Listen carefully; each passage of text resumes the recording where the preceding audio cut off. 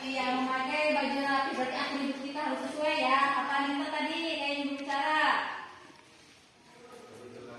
Ya aku udah semakin apa ya? Harus pakai atribut ya kan? Itu udah bisa apa lagi yang tapi ya bisa memakai. Oh tidak boleh melak ya kan? Boleh pakai. Boleh membawa handphone, tetapi pada saat digunakan pelajaran digunakan ya kan? Tapi kalau digunakan nggak boleh. Baik. Nah sekarang ini aturan ada. Kalau dia aturan dibuatnya oleh guru aja misalkan oleh aturan sekolah saya kan ini kita buat kesepakatan kelas. Siapa yang membuatnya? Ya diri kalian. Dan dari kesepakatan kelas tadi akan menjadi keyakinan kelas agar tidak dilanggar. Baik. Keyakinan kelas kita itu apa saja? Nanti akan buatnya nanti di kertas ini dan menggunakan screenshot. Ajarin tangan dirinya. Bantu ibu tekanin Najarudin. Nah sekarang kalian pikirkan kesepakatan kelas apa untuk kelas kita ini, gitu ya. Tidak boleh nggak mesti banyak ya, tapi dapat diingat dan dilaksanakan aja. Dihitung aja.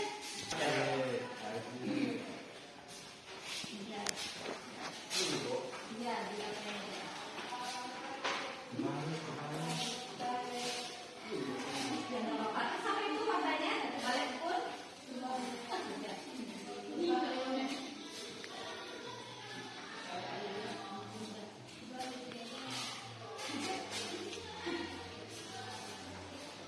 agak dibagi dua aja.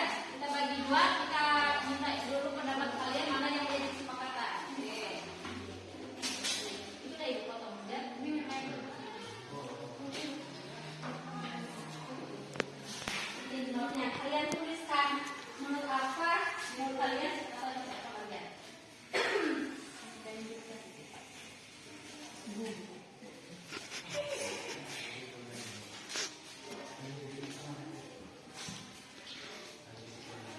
Bisa dipaldo, dipaldo apa kesepakatannya? Tidak boleh ribut, boleh ya. Saling menghargai teman, boleh. Apa saja tuh? Saling mencintai, boleh saling mencintai. Ini ada dua juga boleh. Dua ya, masing-masing memberikan pendapatnya dua. Apa yang menjadi kesepakatan kelas kita ini?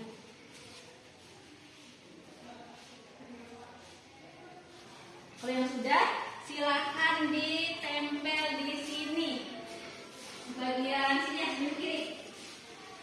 Kita bagi dua. Ini masih dalam bentuk usulan. Nanti yang menjadi sepakatnya mana? Masing-masing. Saya akan letakkan Tisha. Oh,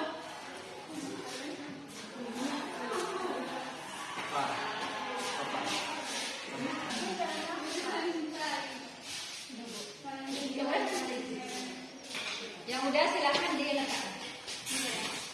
Olahraga kita letakkan kembali dulu.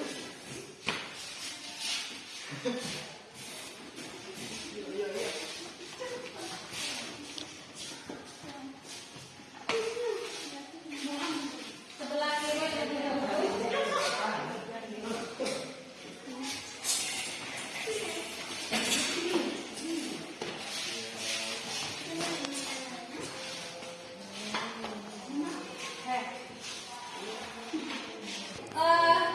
Tadi sudah dibuat kesepakatan kelas kalian, timbul dari hati kalian. Ya, ini dia ada yang menjawab tidak boleh ribut, ikuti aturan kelas. Ada juga ini berpakaian rapi. Jadi tidak boleh menghina orang lain. Nah kita buat di sini. Kalau tidak boleh menghina orang lain, misalkan ya tidak boleh menghina orang lain, berarti sikap menghargai, itu kan? Nah kita letakkan di sini. Sikap menghargai. Coba Lisa, ambil ada nggak yang sama pendapat temannya di sini? Letakkan dengan di sini. Terkadang satu orang itu sama pendapatnya. Mungkin di sini ada tidak boleh menghina orang lain.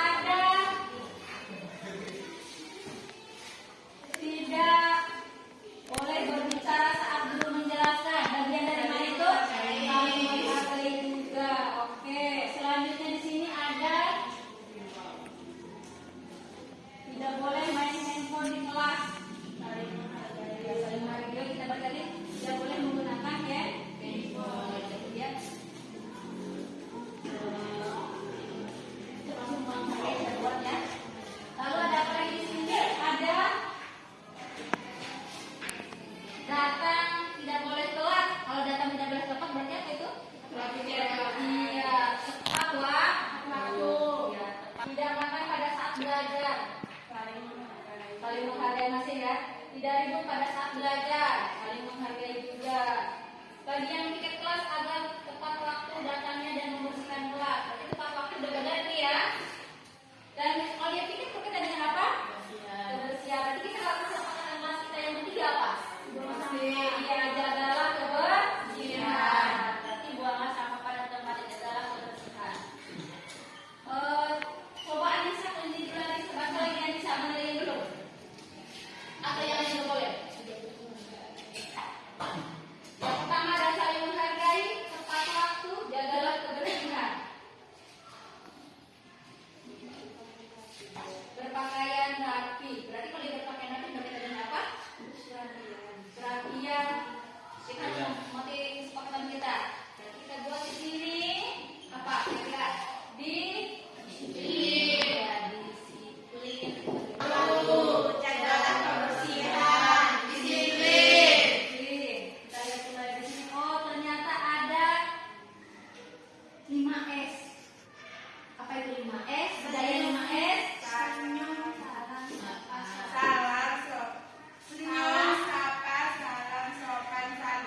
Budayakan 5S. Budayakan 5S. Senyum, salam, sapa, sopan, santun. Baik, ini dia kesepakatan kelas ini. Kesepakatan atau keyakinan ke kelas. Jadi pada saat kalian melanggar, berarti sudah melanggar keyakinan kelas yang kalian buat. Ini keyakinan kelas yang kita buat ini secara bersama kah? Sama. Ada yang harus saling menghargai, walaupun bahasanya berbeda di sini ya. Tidak boleh dibuat sebagian daripada saling menghargai. Baik. Apakah keyakinan kelas ini boleh dilanggar? Tidak boleh dilanggar. Tidak boleh dilanggar. Apalagi kita yang membuatnya. Bismillahirrahmanirrahim. Assalamualaikum warahmatullahi wabarakatuh. Alhamdulillahirrahmanirrahim. Wassalatu wassalamu ala asyrafil anbiya'i wal mursalin wa ala alihi wa sahbihi ajma'in. Puji syukur pada Allah Subhanahu wa taala, salawat serta salam kita sampaikan kepada Nabi besar Muhammad sallallahu alaihi wasallam. Yang saya hormati Bapak Kepala Sekolah SMA Negeri 1 Longkip atau yang mewakili. Yang saya hormati Bapak Ibu Wakil Kepala Sekolah SMA Negeri 1 Simalkiri, SMA Negeri 1 Longkip. Yang saya hormati Bapak Ibu Dewan Guru SMA Negeri 1 Longkip yang kami sayangi. Baik, adapun kegiatan kita pada hari ini adalah kegiatan aksi nyata budaya positif modul 1.4 yang akan disampaikan oleh Ibu Aneng Aisyah. Tapi sebelumnya mari kita dengarkan kata sambutan dari Kepala Sekolah SMA Negeri 1 Longkip atau yang mewakili. Pada Bapak kami persilakan.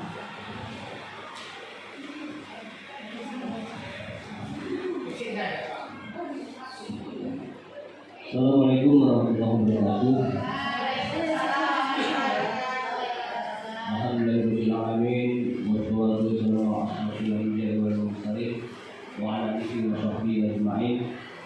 Puji dan syukur kepada Allah sekalian alam, di mana pada hari ini kita dapat hadir di ruangan pertemuan kita dalam rangka aksi nyata modul 1.4 budaya positif yang akan dilakukan oleh salah seorang guru di SMA Negeri 1 Longkip. Rekan kita di sekolah kita ini selaku calon guru penggerak angkatan ke-11. Selawat dan salam juga tak lupa kita sampaikan terus di Nabi Muhammad SAW. Berkat kehadiran beliau kita merasakan nikmat Islam dan iman dasari. Bapak Ibu sekalian, seyogyanya pada hari ini Bapak Kepala Sekolah yang membuka acara aksi nyata budaya positif ini, namun karena beliau pada saat ini mendapat undangan menghadiri rapat di cabang dinas wilayah Kota Subuh Salam dan Kabupaten Aceh Singkil, maka selaku wakil kurikulum saya menggantikan beliau. Beliau juga menitip salam kepada kita semua dan berharap kita semua berperan aktif dalam mengikuti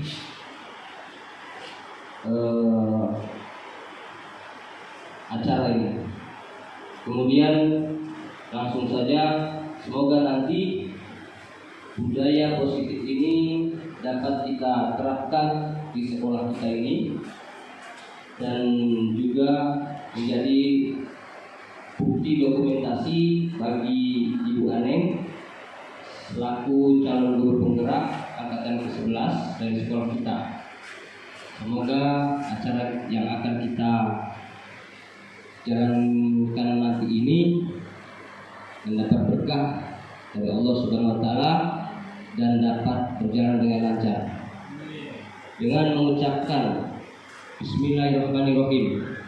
Acara aksi nyata modul 1.4 budaya positif oleh Ibu Aneng Aisyah SPD, calon guru penggerak angkatan 11 SMA Negeri 1 Longkip dengan ini dibuka. Assalamualaikum warahmatullahi wabarakatuh.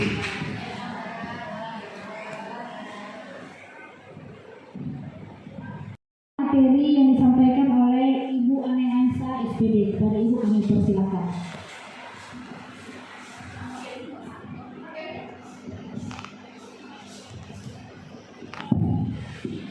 Baik Bapak Ibu semuanya, Assalamualaikum warahmatullahi wabarakatuh. Alhamdulillahirrahmanirrahim. Wa bihi nasta'inu ala umuri dunya wa din wa ala alihi wa sahbihi ajma'in. Pertama-tama mari kita sama-sama mengucapkan rasa syukur kehadirat Allah Subhanahu wa taala yang telah memberi kita kesehatan, kesempatan sehingga kita dapat hadir di sini, dan juga terima kasih banyak juga kepada ibu-ibu semua yang sudah meluangkan waktunya untuk mengikuti aksi nyata modul 1.4 mengenai budaya positif ini. Tidak lupa sholawat beriring salam, mari kita sama-sama hadiahkan ke junjungan alam yakni Nabi besar Muhammad sallallahu alaihi wasallam. Semoga kita semua kelak mendapat syafaatnya di yaumil mahsyar. Bapak Ibu Dewan Guru SMA Negeri Longkip. Baik, yang saya hormati, sebelum kita lanjut ke acara inti, yang saya hormati Bapak Kepala Sekolah atau yang mewakilinya, yang saya hormati Bapak Ibu Waka Sekolah baik bidang kurikulum, bidang humas, sarana prasarana dan juga kesiswaan, yang saya hormati Bapak Ibu Dewan Guru SMA Negeri Longkip. Baik, dalam kesempatan ini saya akan memaparkan apa yang saya pelajari di modul 1.4 mengenai budaya positif sebagai tugas ya dalam melaksanakan mengikuti calon guru penggerak di sini. Bapak Ibu, di sini saya menyamakan persepsi Bapak Ibu ya, karena saya yakin Bapak Ibu semua itu jauh lebih segalanya dan juga lebih paham mengenai budaya positif. Di sini sifatnya saya menyampaikan apa yang saya pelajari di modul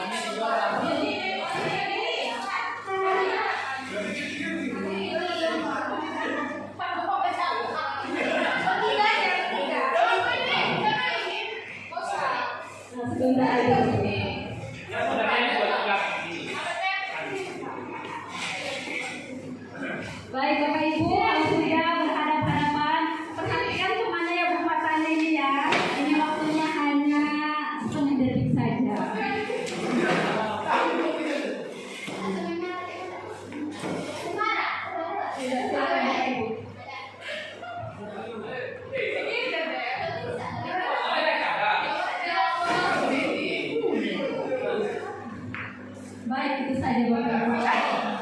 Oke Bapak Ibu, saya perhatikan di sini ada yang senyum. Setelah melihat temannya Musafir dan Buraka senyum juga bukan dia. Saya melihat di mata kalau Pak ada sesuatu. Ada sesuatu. Akhirnya kan enggak Pak, ini sebenarnya kan budaya positif yang sudah dibawakan oleh dunia yaitu senyum, salam, sopan, salam. Salah satunya dengan melihat teman, ya timbulnya ingin tersenyum. Walaupun mungkin hati kita ini tak ada masalah. Jadi tersenyum bagian daripada budaya positif. Jadi melihat teman akhirnya kita tersenyum juga.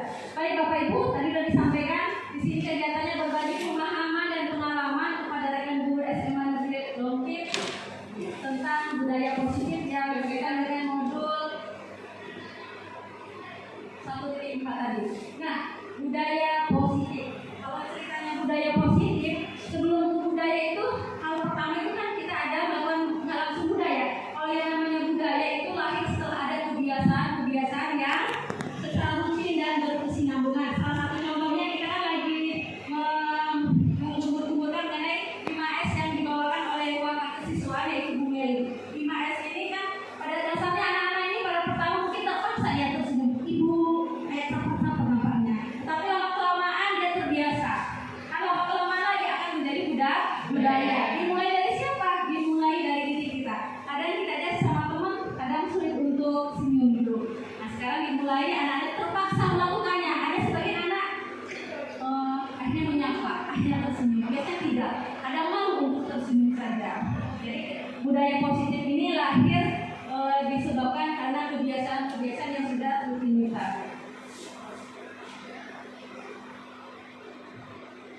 Selanjutnya, budaya positif merupakan perwujudan dari nilai-nilai atau keyakinan universal yang diterapkan di sekolah. Ya, salah satunya tadi Bapak Ibu, budaya positif yang sedang kita laksanakan adalah program 5S tadi.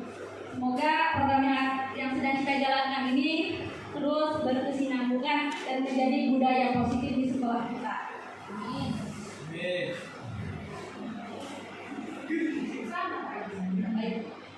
Baik, di sini ada konsep inti di dalam budaya positif. Ada 7 konsep inti di dalam budaya positif. Yang pertama itu ada perubahan paradigma belajar. Yang kedua disiplin positif. Yang ketiga motivasi perilaku manusia. Yang keempat kebutuhan dasar. Kelima posisi kontrol restitusi. Keenam keyakinan kelas dan ketujuh segitiga restitusi. Ini ketujuh inti yang berkaitan dengan konsep budaya positif.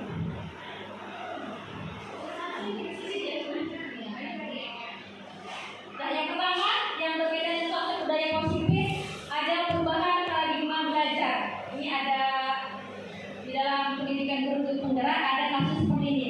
Apakah Anda atau B membuka kepala telapak tangan Anda? Mengapa? Apa alasan Anda atau B membuka kepala tangan Anda? Ini dia bisa membuka, harus menutup ya. Ini dia pada saat kita menutup, ini berarti membuka. Apakah Anda atau B menutup kepala tangan Anda? Mengapa? Apa alasan Anda atau B tetap menutup kepala tangan Anda? Berarti yang kita punya posisi apa kita ini? Bisa membuka, bisa juga menutup. Dalam kegiatan ini sesungguhnya siapa yang memegang kendali atau kontrol untuk membuka atau menutup kepala tangan kita ini? Siapa itu Bapak Ibu ya? Pada kita mungkin megang sesuatu buka, tutup gitu misalkan. Siapa yang memiliki posisi kontrol di sini? Diri kita sendiri. Diri kita sendiri bisa menutup atau membukanya, tergantung dari situasi dan juga keadaan. Ya, jawabannya tentu kita sendiri yang memegang kontrol atas kepala tangan kita. Apakah kita membuka atau menutupnya? Tergantung pada diri kita masing-masing sesuai dengan kebutuhan dasar kita saat itu. Kenapa dibuka mungkin punya alasan, kenapa ditutup juga mungkin punya alasannya. Selanjutnya pembelajaran dengan paradigma baru masih di konsep inti yaitu mengenai pembelajaran dengan paradigma. Baik, pembelajaran dengan paradigma baru merupakan pembelajaran yang dirancang berdasarkan prinsip pembelajaran berdiferensiasi sehingga para peserta didik belajar sesuai dengan kebutuhannya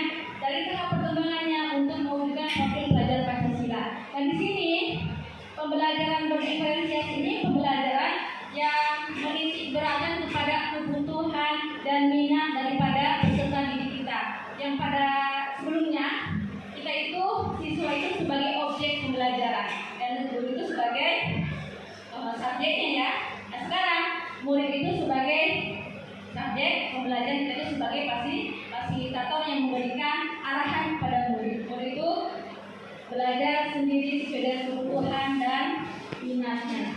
Nah, agar memuat apa yang diharapkan oleh bangsa Indonesia, murid tersebut memiliki profil pelajar Pancasila yang keenam ini. Yang pertama, ada beriman, bertakwa kepada Tuhan Yang Maha Esa dan berakhlak mulia. Itu tujuan daripada pembelajaran berdiferensiasi. Yang kedua, ada mandiri. Yang ketiga, ada bernalar kritis. 4, berkebinekaan global, bergotong royong dan juga kreatif.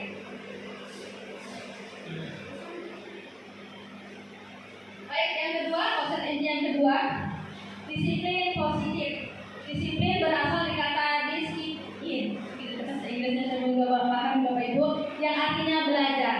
Disiplin mengacu pada disiplin diri yang memiliki tanggung jawab terhadap apa yang dilakukannya berdasarkan nilai-nilai yang diyakini. Disiplin positif merupakan salah satu cara penerapan disiplin yang bertujuan untuk menumbuhkan kesadaran serta memberdayakan peserta didik tanpa imbalan, penghargaan, ancaman atau hukuman.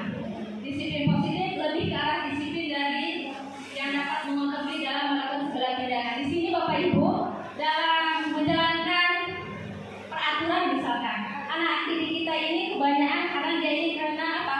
Karena hukuman. Misalkan pada saat memasukkan baju, kalau ada gurunya misalkan Pak As langsung dimasukkan bajunya. Kalau ada guru masih dimasukkan bajunya. Tetapi pada keluar kelas yaitu langsung dibuka kembali. Berarti di sini dia mematuhi peraturan yang ada ini berdasarkan karena dia ini takut hukuman, bukan berdasarkan dari diri sendiri. Kalau dari diri sendiri dia patuh, oh saya melakukan tertib dalam berpakaian, berarti kan biar rapi, biar nampak bagus ya. Nah, disiplin positif ini yang berkaitan dengan pembelajaran tadi. Baik, ada nilai-nilai kebajikan dalam positif. Yang namanya positif itu perilaku yang baik. Ada nilai-nilai kebajikan, nilai yang disepakati bersama lepas dari suku, bangsa, agama, bahasa maupun latar belakangnya. Ada beberapa contoh nilai kebajikan ini berdasarkan 3. Yang pertama, berdasarkan profil pelajar Pancasila yang keenam tadi, bisa Bapak Ibu lihat juga. Jadi yang diharapkan bahwa murid atau siswa itu memiliki nilai kebajikan. Nilai kebajikan itu nilai-nilai positif. Yang kedua, itu berdasarkan primary care program, bahwa nilai kebajikan itu seperti toleransi, rasa hormat, integritas, mandiri, menghargai, antusias, empati, keingintahuan, serta kreativitas. Itu adalah nilai-nilai kebajikan berdasarkan PYP. Dan yang ketiga, ada keterampilan hidup atau life skill-nya. Dapat dipercaya, lurus hati, pendengar yang aktif, tidak merendahkan orang lain dan memberikan yang terbaik dari diri. Jadi kita berharap anak didik kita, peserta didik kita itu memiliki nilai-nilai kebajikan yang dapat diterapkan baik untuk dirinya pada saat sekarang maupun juga nanti pada saat sudah tidak ada lagi di sekolah kita ini.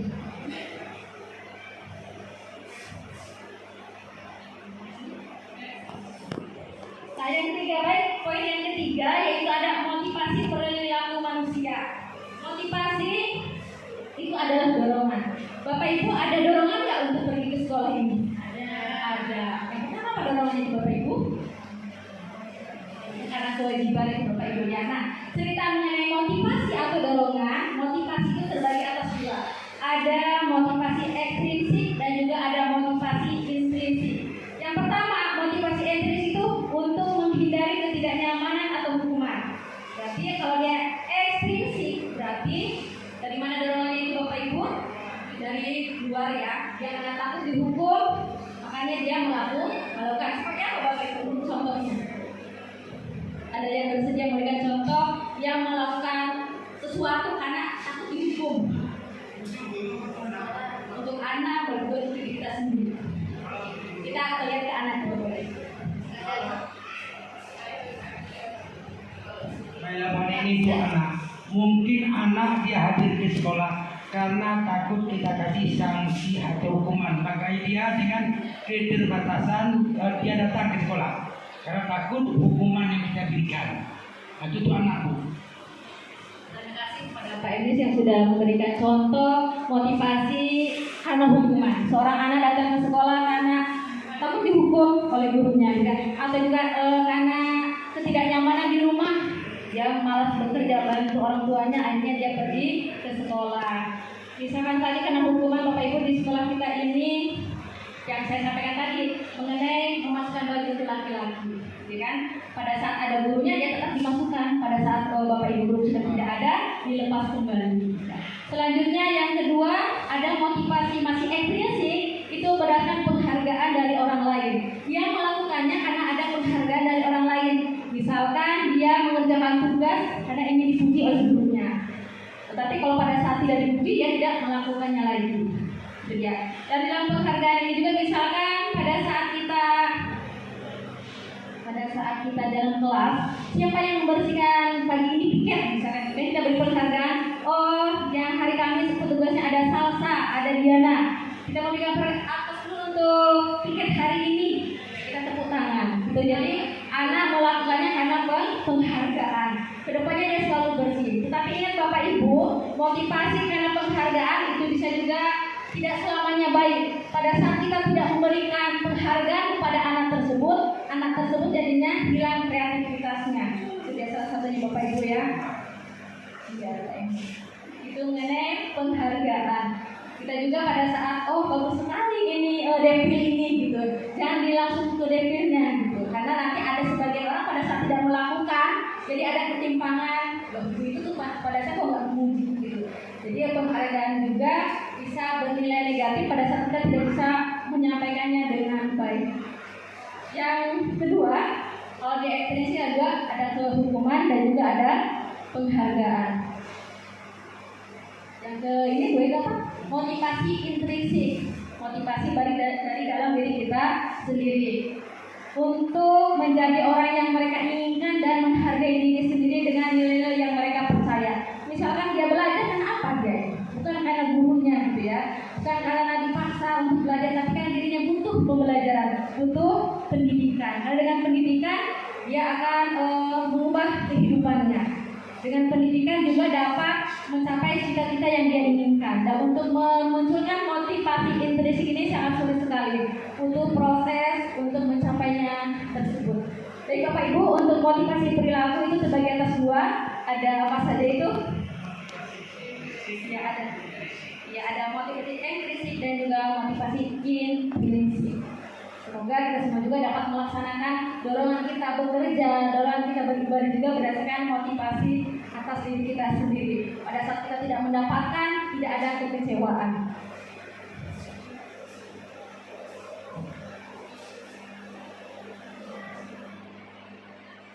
Baik, konsep yang keempat itu ada kebutuhan dasar manusia. Kebutuhan dasar manusia adalah sesuatu yang kita lakukan untuk mendapatkan apa yang kita inginkan. Seluruh tindakan yang kita lakukan memiliki tujuan tertentu, dan semua usaha terbaik yang kita lakukan adalah dalam rangka agar kebutuhan dasar kita terpenuhi dengan baik. Nah, kita semua pasti memiliki kebutuhan akan ada primer, ada apalagi kalau di rumah kita punya kebutuhan ya Bu saat ini banyak. Apa kebutuhannya?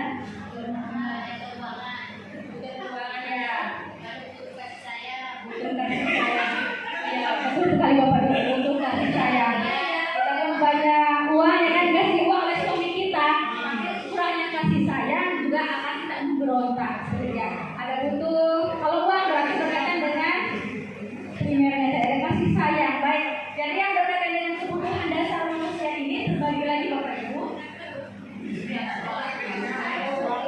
Ya, ada 5 kebutuhan dasar manusia.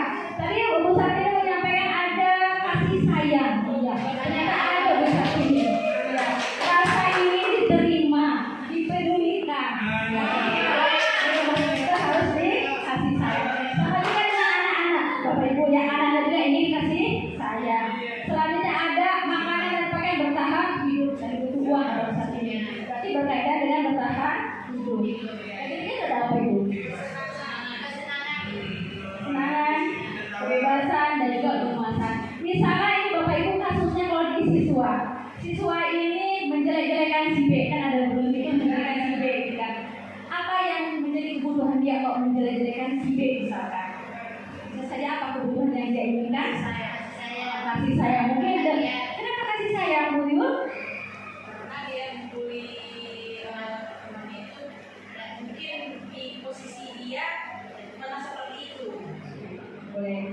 gitu ya.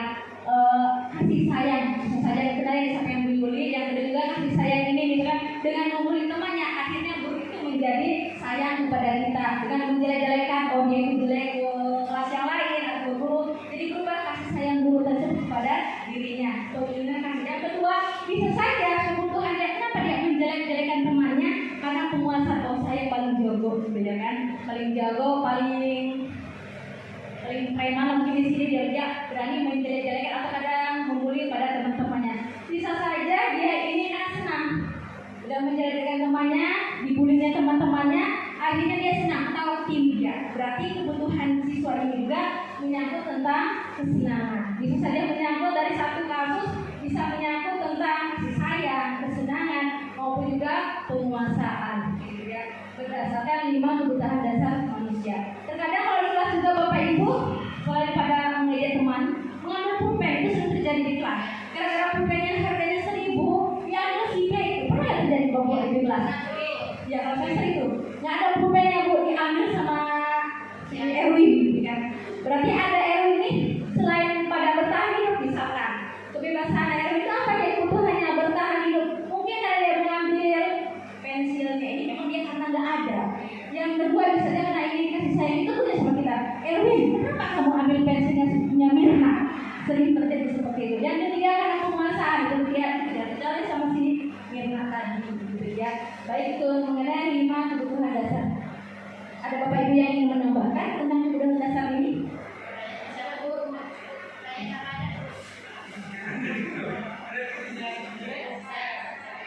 Baik, ini ada perbedaan ya antara hukuman, konsekuensi dan juga restitusi.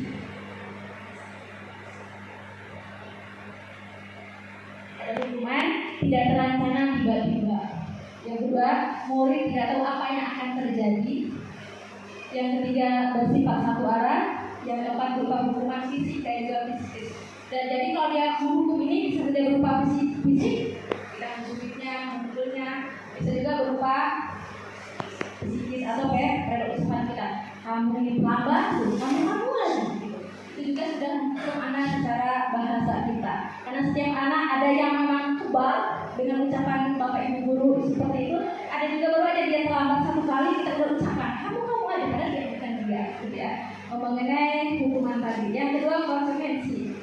Kalau dia konsekuensi terencana dan disepakati. Misalkan kalau anak atau murid memecahkan kaca, apakah itu hanya dihukum saja? Berarti harus ada konsekuensinya. Apa konsekuensinya? Berarti harus mengganti kaca tersebut. Bukan hanya dengan restitusi, bukan hanya dihukum saja, tapi dengan ada konsekuensinya memecahkan kaca, berarti harus menggantinya. Menggantinya mungkin kalau nggak pecah semua, ditempelnya disesuaikan dengan keadaannya. Tetapi murid tetap dibuat tidak nyaman. Soalnya setiap guru selalu memonitori murid. Jadi yang berkaitan dengan konsekuensi, berarti pertanggungjawaban apa yang dilakukan murid tersebut. Yang ketiga ada restitusi, proses menciptakan kondisi bagi murid untuk memperbaiki kesalahannya. Di sini ada dialog antara guru dan juga siswa yang melakukan kesalahan. Antara guru dan siswa ini, siswa terbuka untuk apa yang menjadi kesalahan dia. Jadi untuk restitusi dan menggali apa salahnya dia dan bagaimana untuk memperbaiki agar jangan terjadi kesalahan kembali. Yang kedua proses kolaboratif yang mengajarkan murid untuk mencari solusi sendiri. Tadi disampaikan mengenai menggali kesalahannya apa dan menggali bagaimana cara menyelesaikan masalahnya tadi. Misalkan kalau dia siswa terlambat, apa yang menjadi masalahnya siswa terlambat? Siswa terlambat karena faktor kebanyakan sekarang kita harus main game, Bapak Ibu ya. Terlambatnya karena di situ kita bangun subuh, kalau kita sendiri Bapak Ibu, di situlah anak-anak tidur. Kebanyakan sekarang seperti itu ya. Jadi bagaimana cara mengantisipasinya Bapak Ibu?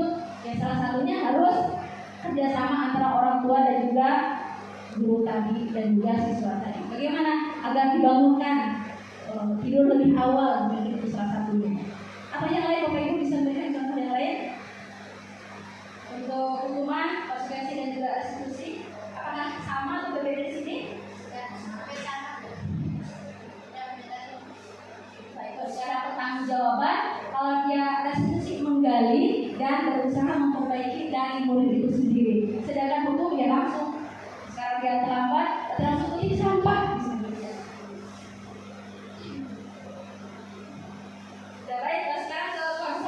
kelima, yaitu 5 posisi kontrol guru. Ada 5 posisi kontrol guru. Yang pertama ada penghukum, pembuat merasa bersalah, teman, pemantau atau manajer. Dari kelima posisi kontrol di sini, kita saat ini terkadang di posisi mana Bapak Ibu?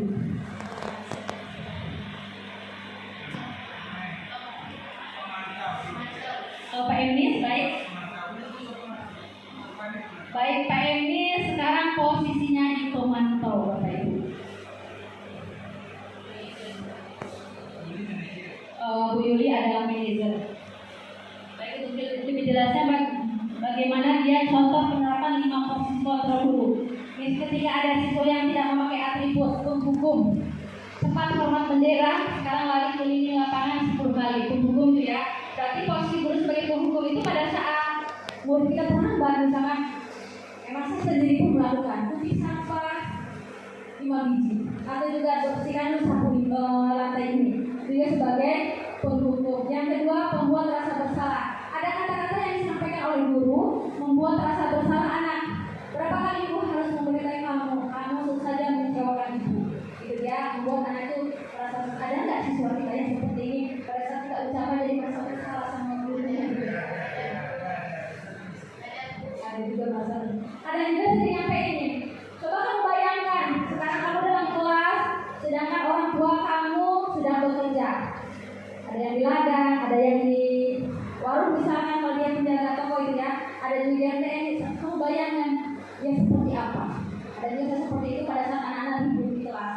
Kalau dia mungkin menjadi DPR atau jadi guru orang tua kalian, kita nggak tahu orang tua kalian itu mungkin kalau jadi guru pun lagi dimarahin sama bapak kelas sekolahnya karena tidak ada suatu hal. Sampai kayak gitu. Jangan merasa kita nyaman-nyaman aja, tidak mau belajar, sedangkan orang tua kita lagi kerja keras juga dalam kegiatannya.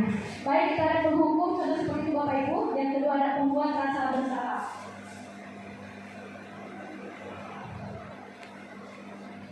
Yang selanjutnya ada teman Bapak Ibu. Terkadang kita juga posisi guru kita itu sebagai teman. Sebagai teman, ayo dong ikuti aturan sekolah, tolong bantu ibu ya. Itu kata-kata teman. Nah kalau dia teman ada negatifnya Bapak Ibu. Pada saat Bapak Ibu tidak bisa menolong anak tersebut jadi ini dia kecewa dia. Bapak Ibu kemarin dia baik sama saya, sekarang kok nggak jadi baik dia. Jumpa dengan ada siswa itu yang dia kenal misalnya, sekarang jadi nggak baik lagi. Jadi kita ada kata negatifnya untuk teman. Yang keempat ada pemantau yang disampaikan Pak Emis tadi. Apa itu Pak Emis? Untuk pemantau itu ada kata-kata guru yang diucapkan untuk pemantau. Kamu sudah melanggar kewajiban sekolah. Kamu sudah konsekuensinya setelah upacara kamu juga pemantau berkaitan dengan dia yang bertanya, dia juga yang menjawab. Misalkan, kenapa kamu mengerjakan tugas? Lupa bu, udah kamu nanti kerjakan halaman ini misalnya ya. Nanti kumpul ibu. Atau seperti ini, kamu sudah melanggar peraturan sekolah. Kamu tahu? Nanti jawabnya sama pemantau sendiri. Konsekuensinya, berarti pertanggung jawabannya kamu harus membeli atribut di sekolah atau di pasar. Itu berkaitan dengan pemantau. Pemantau itu dia yang bertanya, dia sendiri yang memberikan jawaban dari pertanyaannya. Yang selanjutnya yang kelima itu ada posisi kontrol manajer. Nah untuk posisi kontrol manajer bahasanya itu bagaimana kamu memperbaiki kesalahanmu. Tapi terkadang ini sulit sekali ya Bapak Ibu, karena kita harus menggali anak tersebut agar sadar dari kesalahannya dan bagaimana memperbaikinya. Pada saatnya kita itu akan kembali lagi sesuai dengan keadaan, kembali lagi kepada teman, kembali lagi kepada pemantau. Tetapi yang paling baik memang posisi guru itu adalah yang paling buruknya itu adalah guru.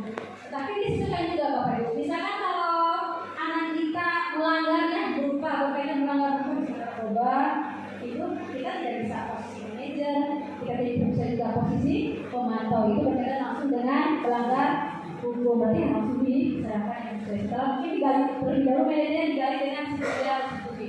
Apa yang menjadi penyebab yang melakukan hal itu. Asli kenapa Bapak Ibu ini? Baik, untuk mengingatkannya tadi ada beberapa 5 posisi contoh dari Bapak Ibu. Untuk posisi contohnya ada berapa? Ada 5. Iya, seperti apa itu? Ada di hukum yang kedua.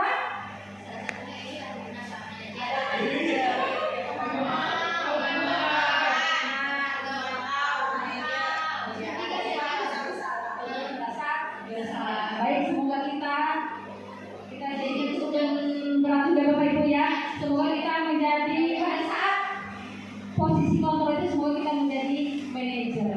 Tapi kadang-kadang juga harus menjadi pemantau juga. Sesuai dengan keadaan Bapak Ibu.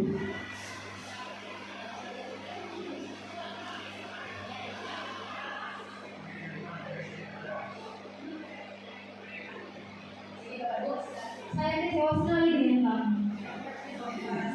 Ya, posisi kontrol apakah aku? Ya, pembuat rasa bersalah tentang untuk berarti. Kecewa dia. Jadi merasa bersalah.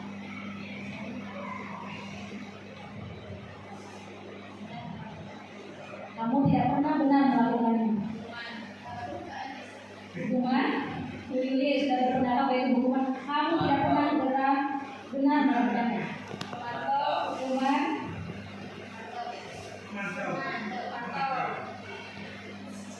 Oke, nanti ada jawaban Bapak Ibu ya. Selanjutnya posisi kontrol aku. Apa rencanamu untuk menyelesaikan masalah ini? Berarti anak tersebut kesalahannya anak tersebut menyelesaikan masalah tersebut berdasarkan diskusi kita tadi. Ya, tapi posisi kita sebagai pemantau yang berbeda antara pemantau dan juga pendukung.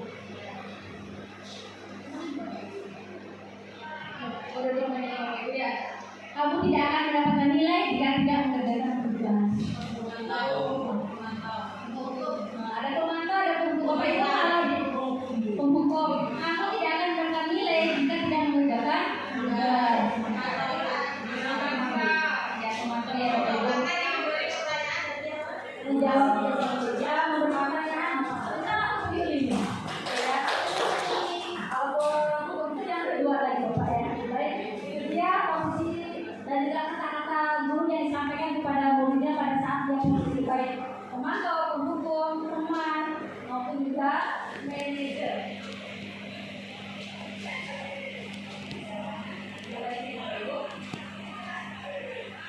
Baik, sekarang yang keenam Bapak Ibu ada keyakinan kelas. Ini hal yang baru, keyakinan kelas pada saatnya pada sebelumnya itu kan peraturan kelas. Mengapa keyakinan kelas? Mengapa bukan peraturan kelas? Baik Bapak Ibu, siapa yang akan memberikan tanggapan atau juga jawaban dari pertanyaan ini?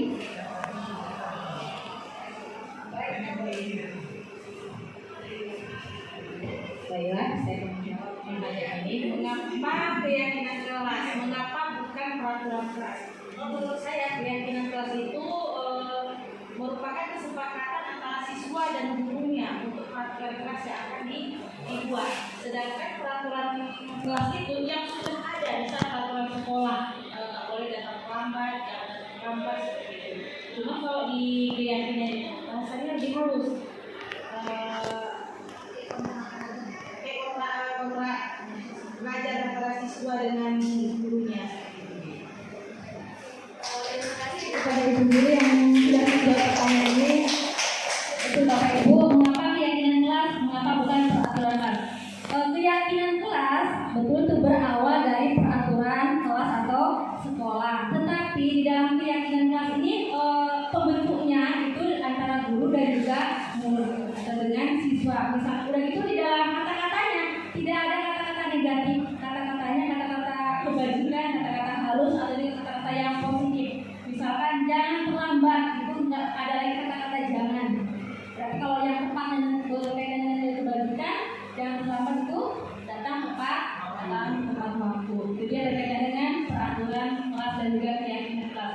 Keyakinan kelas juga terbentuk ada kesepakatan. Ini biasanya Bapak Ibu antara guru dengan siswa. Misalkan untuk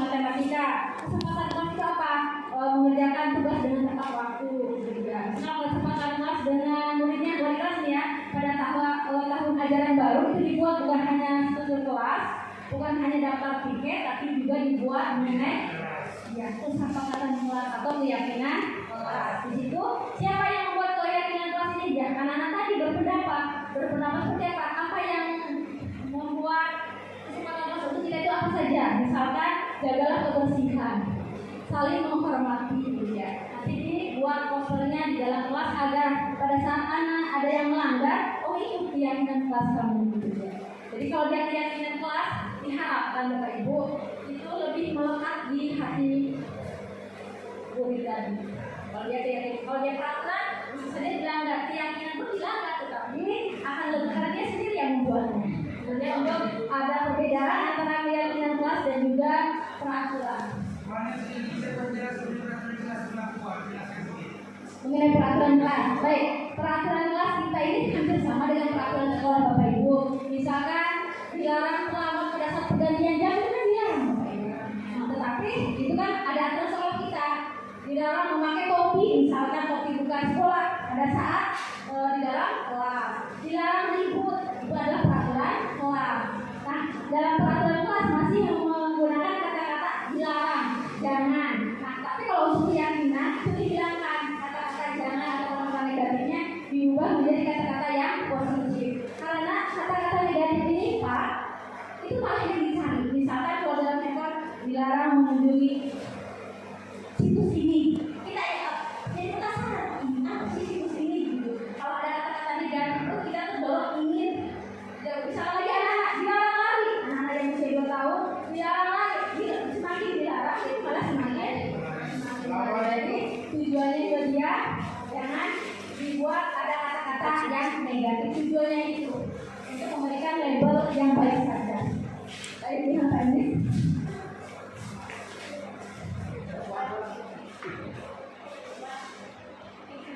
Baik, juga seperti bahwa ada keyakinan kelas adalah metode untuk menimbulkan kembali disiplin positif yang didasari oleh motivasi dalam diri murid itu sendiri. Berarti motivasinya intrinsik, berasal dari dirinya. Kita berusaha agar motivasi siswa itu memang berasal dari dirinya. Jangan berdasarkan intrinsik tadi, berkaitan dengan fakultas hukum ada juga penghargaan tadi.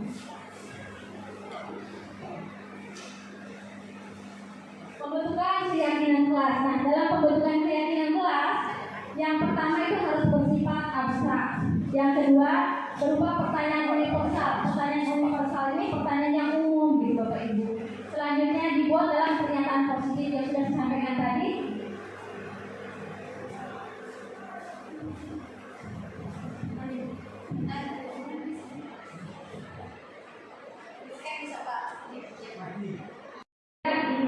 Jadi jangan terlalu banyak-banyak untuk pembentukan keyakinan kelas ini.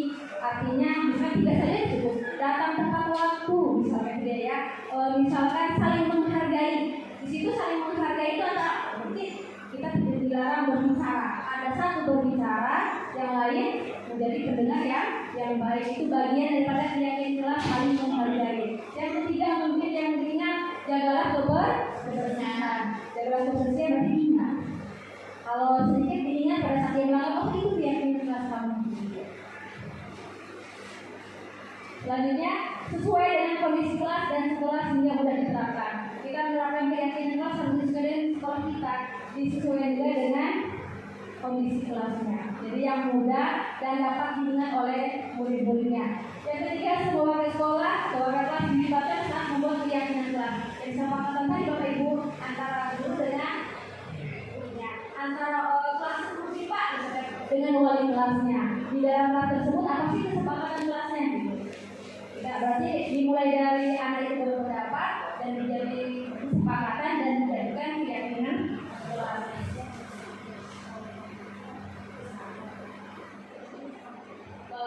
Kemarin saya juga ada melakukan keyakinan kelas di kelas 10. Di kelas 2 MIPA ini ada MIPA ya. Langkah pertama saya menyampaikan mengenai keyakinan kelas kesepakatan. Salah satu saya membagikan kelas untuk apa yang menjadi kesepakatan kelas kita. Ada yang nulisnya, ada yang bilang jangan ribut. Misalnya kalau jangan ribut berarti ada kata negatifnya beberapa dokumentasinya, gitu ya. Lalu ditempelkan dan dibuat di kelas 2 MIPA itu. Yang pertama ada saling menghargai, datang tepat waktu, jagalah kebersihan dan juga disiplin.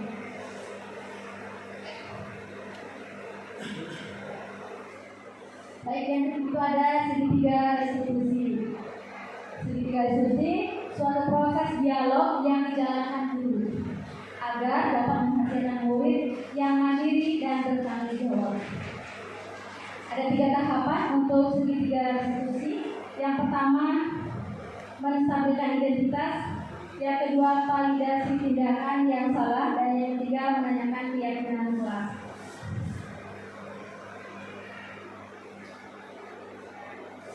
Baik, untuk menstabilkan identitas. Berdasarkan prinsip membuat kesalahan adalah bagian daripada proses. Jadi pada saat anak melakukan kesalahan, kita panggil anak tersebut. Kita berdialog dengan anak tersebut. Ini termasuk dalam posisi kontrol seorang guru sebagai manajer. Apa yang diucapkan oleh gurunya, berbuat salah itu wajar. Tidak ada manusia yang sempurna. Ini untuk menggali anak-anak itu pada saat dia berbuat salah, jangan takut dulu gitu. Biar anak-anak tersebut bisa menceritakan kenapa dia berbuat salah dan kenapa dia memukul temannya. Jadi kalau dia udah takut kepada kita, bagaimana dia dapat menceritakannya? Itu ada yang pertama. Yang kedua, ada validasi tindakan yang salah. Validasi tindakan yang salah membantu murid mengenali kebutuhan yang ingin dipenuhinya. Pada dasarnya, seorang murid ataupun kita pada saat kita melakukan kesalahan atau tanda-tanda kenakalan itu ingin memenuhi kebutuhannya. Misalkan kebutuhan ingin dikasih sayang, kebutuhan ingin penguasaan, dia paling jago misalkan, paling orang daerah sini gitu ya. Kebutuhan anak paling misalkan karena ingin bertahan hidup, dia ngambil makanan atau ngambil uang misalkan, karena ingin bertahan hidup.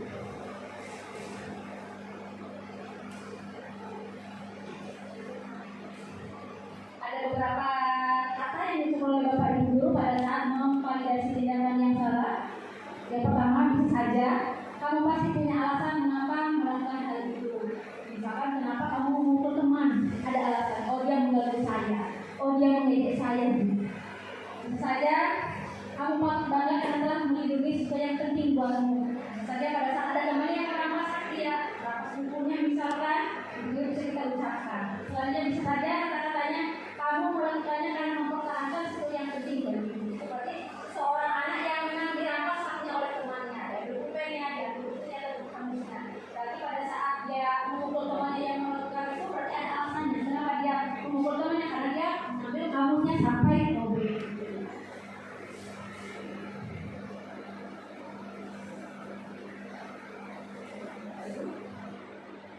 Selanjutnya ada pengertian ketiga daripada diskusi ini, menanyakan keyakinan kelas.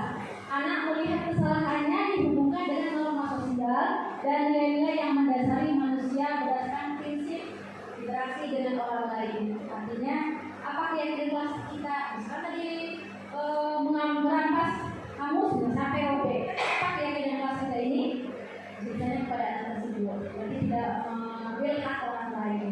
Selanjutnya kalau dia nilai-nilai universal apa yang disepakati bersama sudah dibuat dalam kesepakatan kelas tadi.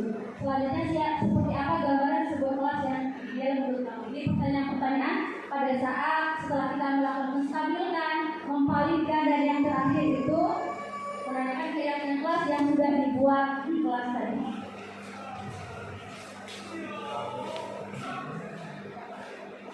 Baik Bapak Ibu, itu aja yang dapat saya sampaikan untuk aksi nyata modul 1 4 nilai budaya positif. Semoga kita tergerak, lekas bergerak dan menggerakkan. Demikian, itu saya kembalikan ke moderator.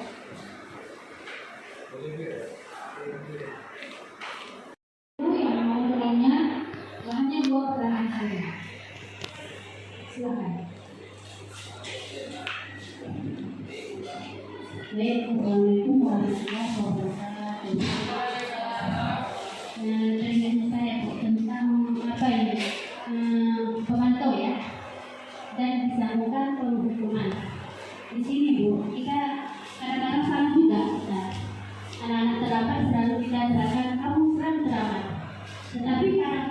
usia itu terlambat juga.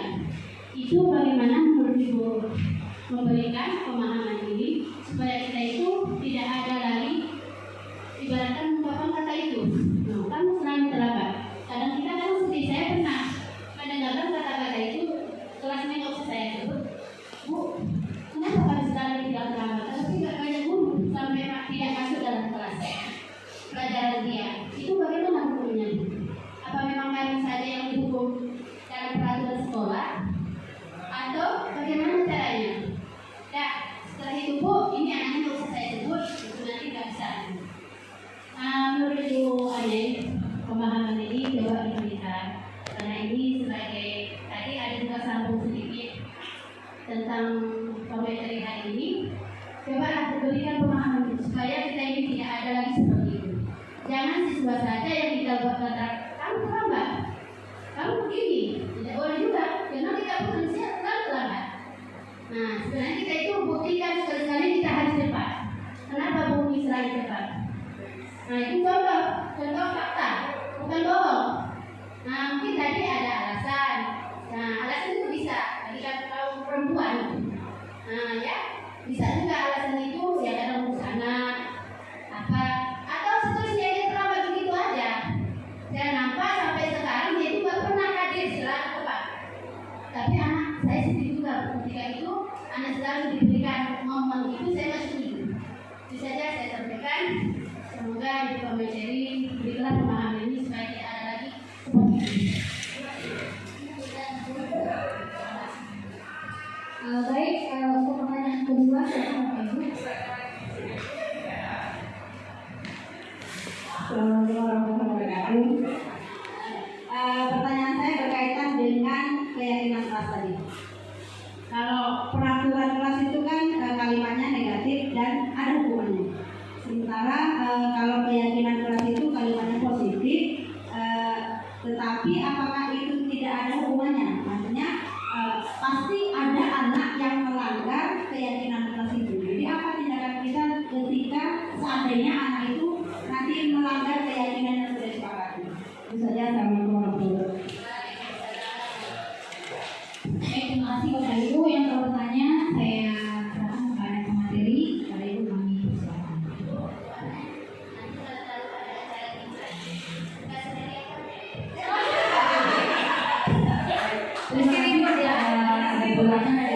ya. Ada beberapa pertanyaan. Yang pertama mengenai tadi misalnya mengenai bagaimana antara penghukum dan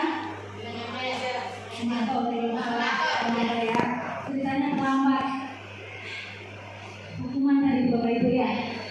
Ini yang saya tanya kembali Bu Sakti. Ini ceritanya murid atau murid ceritanya Bapak Ibu?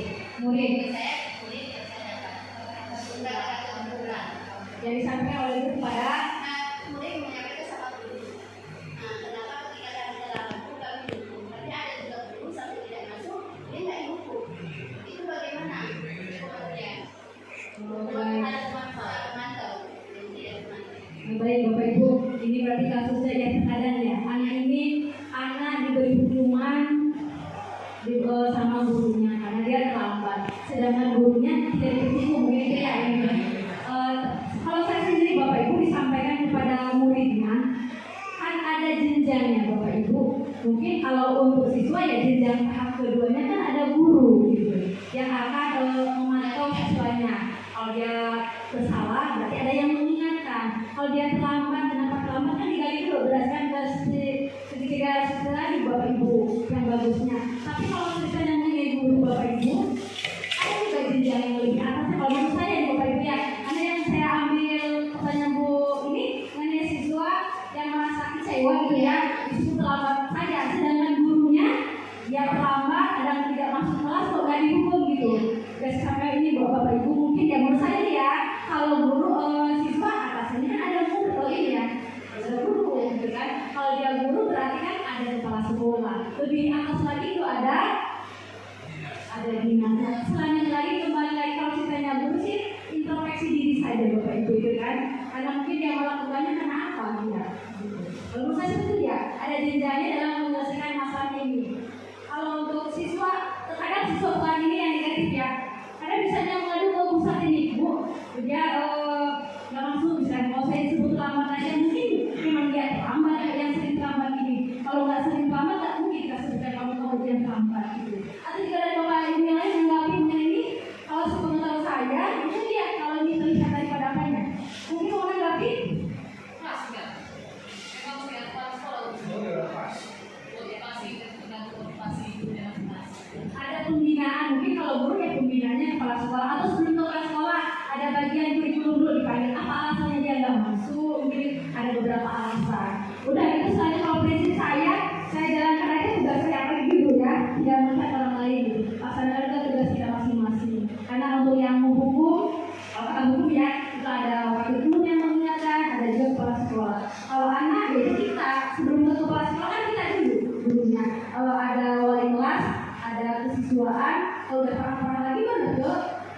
ruang sidang, mungkin ada kepala sekolah itu di sampingnya. Contohnya tadi kan mungkin ya biar bisa datang juga. Anak-anak itu memang sekali aja ya. Anak-anak